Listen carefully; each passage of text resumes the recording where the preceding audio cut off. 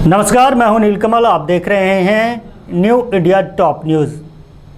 हरियाणा के बड़ौदा में उपचुनाव हो रहा है।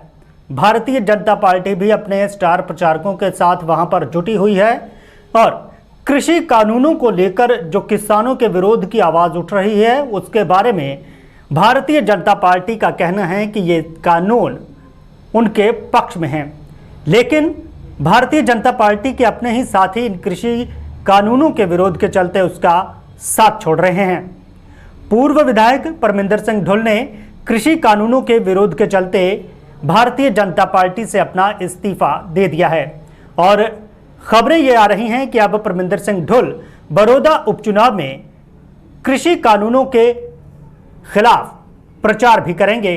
अपना इस्तीफा देते हुए परमिंदर सिंह ढुल ने मुख्यमंत्री मनोहर लाल खट्टर को फेसबुक पर एक खुला पत्र लिखा है। क्या लिखा है परमिंदर सिंह ढुल ने अपने खुले पत्र में, आइए सुनते हैं। केंद्र सरकार ने 3 कृषि कानूनों को लागू किया है, जिसका प्रदेश भर में किसानों द्वारा विरोध किया जा रहा है। किसानों का कहना है कि ये कृषि कानून उनके पक्ष में नहीं है, बल्कि पूंजीपतियों को फायदा देने के लिए ये कृषि कानून लाए गए हैं। किसानों की मांग है कि सरकार लिखित में दे कि किसानों को इस कानून के तहत मिनिमम सपोर्ट प्राइस यानी कि समर्थन मूल्य दिया जाएगा। प्रदेश में भारतीय जनता पार्टी की सरकार है और ये लगातार कह रही है कि ये तीनों कृषि कानून किसानों के हित में हैं, लेकिन इस सब के चलते अब भारतीय जनता पार्टी के अपने ही साथी कृषि कानूनों के विरोध में उनका साथ छोड़ते जा रहे हैं। पूर्व विधायक परमिंदर सिंह ढुल ने भारतीय जनता पार्टी से कृषि कानूनों के विरोध में इस्तीफा दे दिया है और कहा जा रहा है कि परमिंदर सिंह बड़ौदा उपचुनाव में भाजपा की किसान विरोधी नीतियों के खिलाफ अभियान चलाएंगे। अपना इस्तीफा देते हुए परमिंदर सिंह ढुल ने मुख्यमंत्री हरियाणा को खुला त्यागपत्र लिखा है, जिसे उन्होंने फेसबुक पर पोस्ट भी किया है। इस त्यागपत्र में परमिंदर सिंह ढुल ने लिखा है, महोदय, आज आपको पुनः सत्ता संभाले लगभग 1 वर्ष हो चला है। चुनावों के दौरान कृषि व्यवस्था सुधारीकरण व किसान की आर्थिक दशा सुधारे जाने के आपकी पार्टी के स्पष्ट वायदों व घोषणा पत्रों के चलते किसान, मजदूरों व छोटे व्यापारियों ने आपको लोकसभा व विधानसभा चुनावों में भरपूर समर्थन दिया था। उन्हें उम्मीद थी कि गत 1 दशक से भी लंबे समय से स्वामीनाथन आयोग की सिफारिशों को लागू करवाने का उनका संघर्ष आखिरकार सिरे चढ़ेगा। इसी प्रकार किसानों व मजदूरों को लगता था कि सरकार की तरफ से मासिक वेतन अथवा पेंशन पाने का उनका हक भी आखिरकार उन्हें मिल पाएगा। आपको याद दिलाना चाहूंगा कि जब विधानसभा के सदन में सर्वप्रथम मेरे द्वारा किसानों की इस वाजिब मांग को ध्यानाकर्षण प्रस्ताव के माध्यम से एक बार नहीं बल्कि बार बार रखा गया, तो आपने भी सदन में इसकी अनुशंसा की थी। महोदय, मेरे पिता स्वर्गीय चौधरी दल सिंह जी एक स्वतंत्रता सेनानी थे। अपने जीवन काल में जब तक वह राजनीति में सक्रिय रहे तो प्रदेश में विपक्ष की रीढ़ साबित हुए। उन्हीं के चरणों में बैठकर मैंने गरीब किसान व मजदूर के लिए लड़ना सीखा है। आपको याद भी होगा कि आपने जब मुझे पार्टी में शामिल करवाने का आग्रह किया था तो मैंने इन्हीं लोगों के भलाई से जुड़े हुए कुछ अहम मुद्दे आपके समक्ष शर्त के रूप में रखे थे। क्षेत्र के विकास के अलावा मैंने जो नीतियां आपके समक्ष रखी थी आपके समक्ष रखी थी, आपने अपनी पार्टी के तत्कालीन राष्ट्रीय अध्यक्ष से उन पर मंजूरी प्राप्त कर ही मुझे पार्टी में शामिल करवाया था। मुझे खेद है कि आज आप पुनः सत्ता के मुखिया बन बैठे हैं तो उन तमाम विषयों को तिलांजलि भी दे चुके हैं।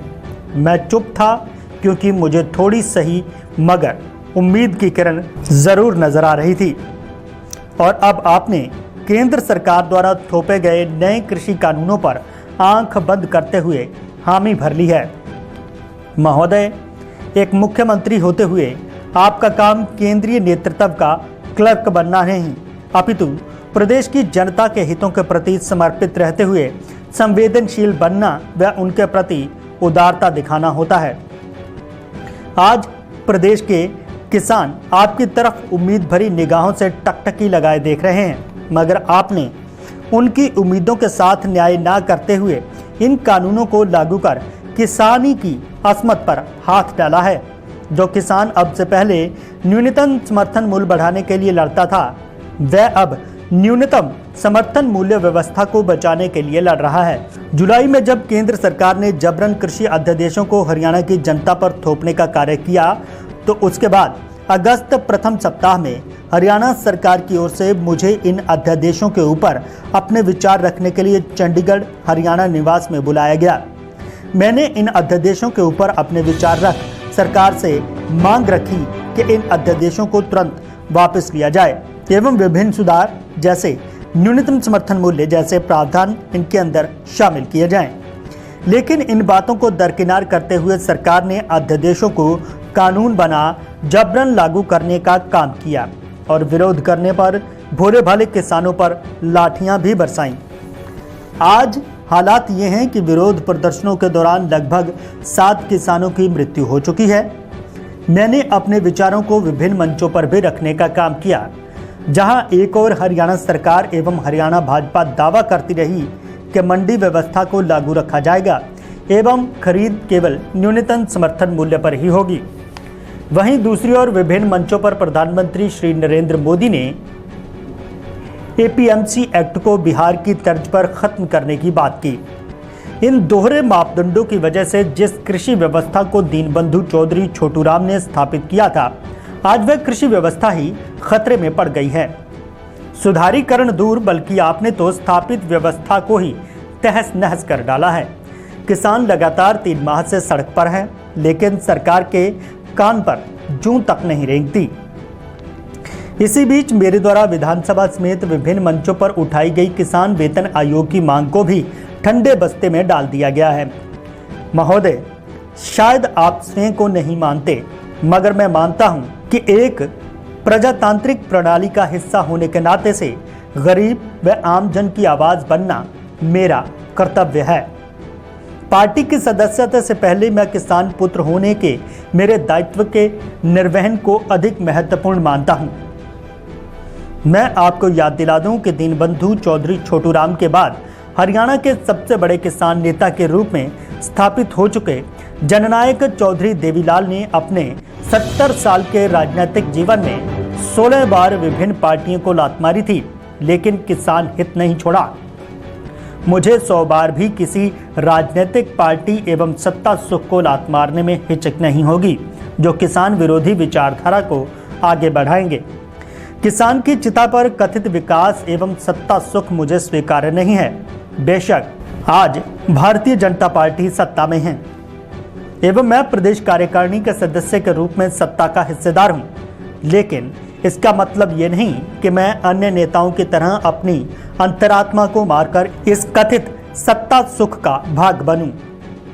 इन सब कारणों के कारण अब मैं अपने आप को भारतीय जनता पार्टी के अड़ियल किसान विरोधी रवैये के साथ खड़ा होने में असमर्थ पाता हूं एवं भारतीय जनता पार्टी के सदस्य के रूप में इस्तीफा देता हूं। मैं किसानों की चिंताओं और भविष्य की बर्बादी पर चल रही इस सरकार को लात मारता हूं एवं इसे जड़ से उखाड़ने का संकल्प लेता हूं। तो सुना आपने, ये परमिंदर सिंह ढुल का खुला पत्र मुख्यमंत्री मनोहर लाल खट्टर के नाम है, जिसमें वो साफ तौर पर कह रहे हैं कि केंद्र द्वारा किसानों पर थोपे जा रहे कृषि कानूनों पर राज्य सरकार ने आंखें मूंद रखी हैं, लेकिन उनकी अंतरात्मा इस बात की इजाज़त नहीं दे रही कि किसानों के हितों के साथ हो रहे खिलवाड़ में वो सरकार में भागीदार हैं, इसीलिए वह अपना इस्तीफा दे रहे हैं। परमिंदर सिंह ढुल ही नहीं, बल्कि उनके बेटे रविंदर सिंह ढुल ने भी भारतीय जनता पार्टी से इस्तीफा दे दिया है। उन्होंने भी कृषि कानूनों का हवाला देते हुए खुला पत्र लिखा है। हम आपको बता दें कि प्रदेश भर में किसान केंद्र सरकार के कृषि कानूनों के खिलाफ प्रदर्शन कर रहे हैं, उसके खिलाफ विरोध कर रहे हैं। उनकी मांग है कि सरकार एमएसपी रेट की गारंटी दे। इसके साथ ही कुछ और उनकी जो मांगे हैं उनको सुना जाए और कृषि कानूनों में उनमें बदलाव किया जाए।